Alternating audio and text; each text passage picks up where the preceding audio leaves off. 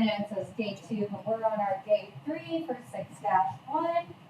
We are looking at the final lesson in 6-1, which is to multiply.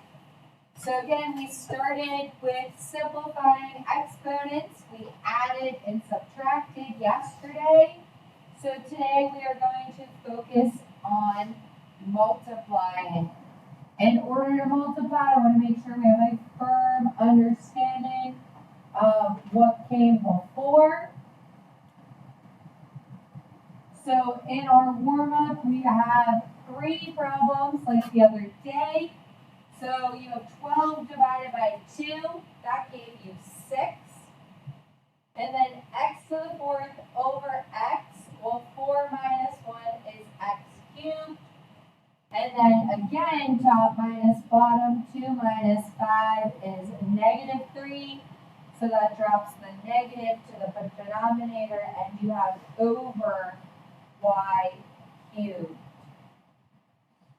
If the power is outside, then it distributes to all terms inside. So that became 2 cubed, which is 8. A squared times 2, because it's a power to a power, so you multiply, which got you a to the 6th. 3 cubed is 27, and then b was to the 1st, so get a power to a power multiplied, give you b cubed. In number 3, you distributed that 3 again. 6 cubed is 216. 5 times 3 is 15. -4 times 3 was -12. Can't have that negative exponent, so you drop it down to the denominator.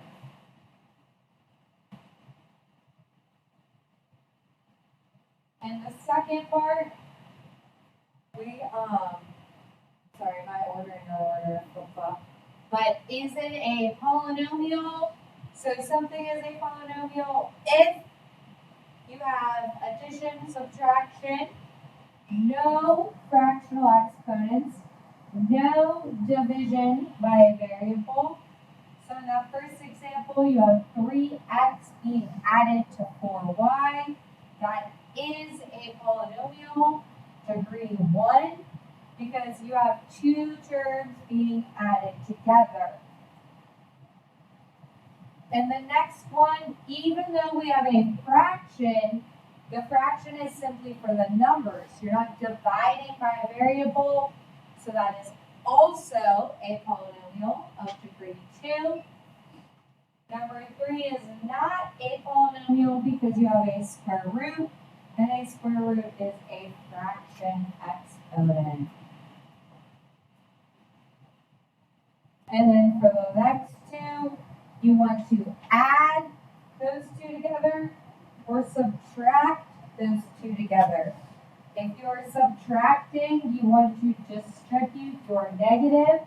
So that negative is going to go to the 3x squared, the x, and the 1, thus making it -3x squared, -x, positive 1, which gave you -2x squared, -6x, positive 3.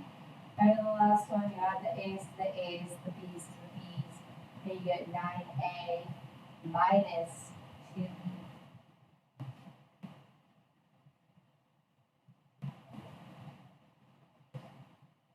So like I said, our goal for today is to focus on multiplying. We start by multiplying simple 2 terms together. So in that first example, you have 2 monomials being multiplied together. So again, remember a monomial is a singular term.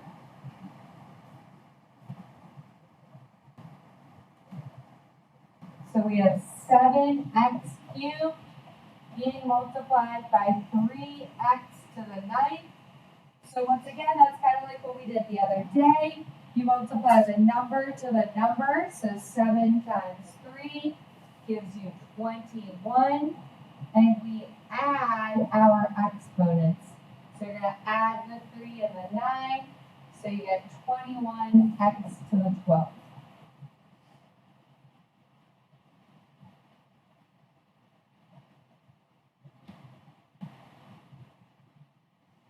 In that second example, we're going to use what we call the distributive property because we are going to distribute the first term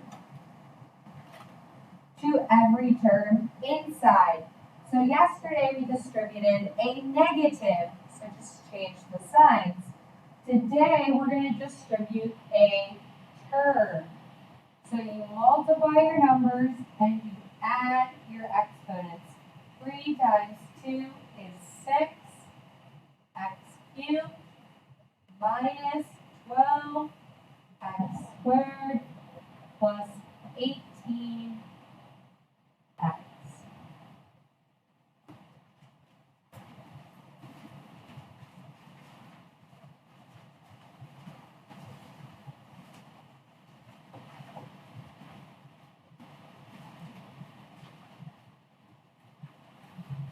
Similarly, in the next example, we are once again distributing a term to all of the terms inside. 4 times 6 is 24. 24 divided by 3 is 8. Adding your exponents, 2 plus 2 is 4. You could also, instead of multiplying 9 times 4, you could say, okay, well that's like 9 divided by 3, which is 3. 3 times 4 gives me 12. Or again, 4 times 9 is 36. 36 divided by 3 is 12. 2 plus 1 gives x cubed. 4 times 12 is 48. 48 divided by 3 is 16. So you get minus 16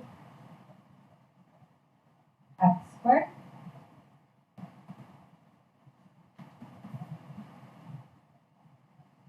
The next one is a Keystone / SAT style question. So it says a rectangle has a height of 3b squared.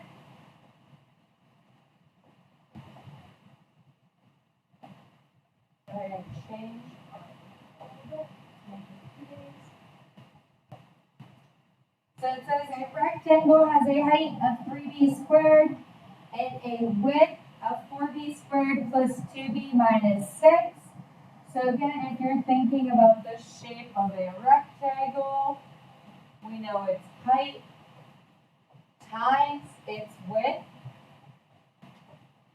gives us its area. But then the problem became a little bit more complicated. It said express the area of the rectangle in standard form. So we want to take that top term times that bottom term. So it's 3b squared times 4b4 plus 2b minus 6. The way I set it up for you on that rectangle was so that you could take each term and kind of find each of those areas together. So you could also write it like this, where it's a term in front of all the terms, and you're going to distribute. Or you can think of it like the triangle, or like the rectangle, and each of those individual areas. 3 times 4 is 12. Squared and fourth add together to get 6. So that's like 12b to the 6th. 2 times 3 is 6. So you have 6b cubed. And 3 times 6 is 18b squared.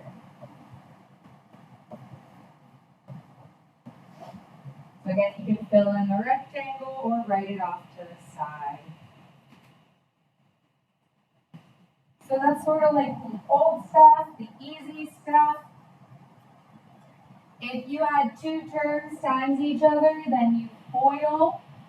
So if we had 2 terms times each other, then we FOIL. So FOIL would look like x plus 6 times x minus 4.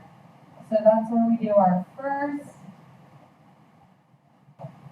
outer, inner, and last. So hopefully at this point we're really good at FOIL. We don't really need that FOIL example. But again, if that's something you still work towards or struggle with, then that's an example of FOIL. So it's a binomial times a binomial. What we're going to do today is actually take FOIL one step further, and we're going to look at a binomial and a trinomial. So binomial is 2 terms, trinomial is 3. So we're still going to use that distributive property, but now you have to distribute twice. So we're going to first distribute the n to every term.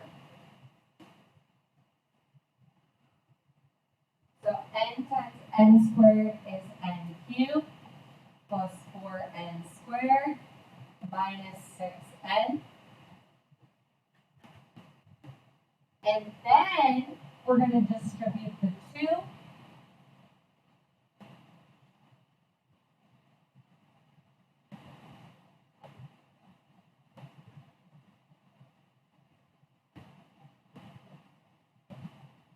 When I distribute, I like to stack my like terms.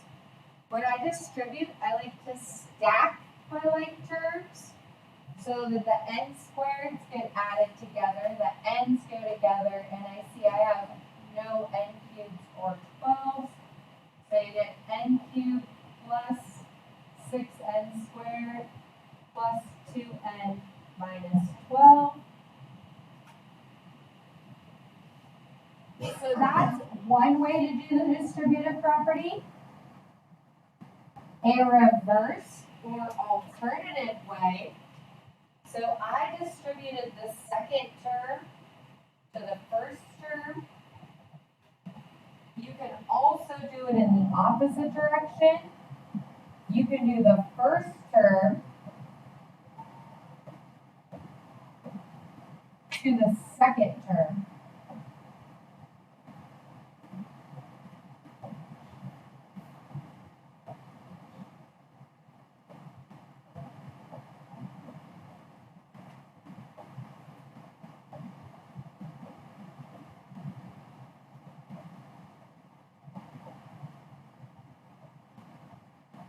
So again, you can do it where you take the last to the first, or you can do it where you take the first to the last. Both of these are going to give you that same final answer.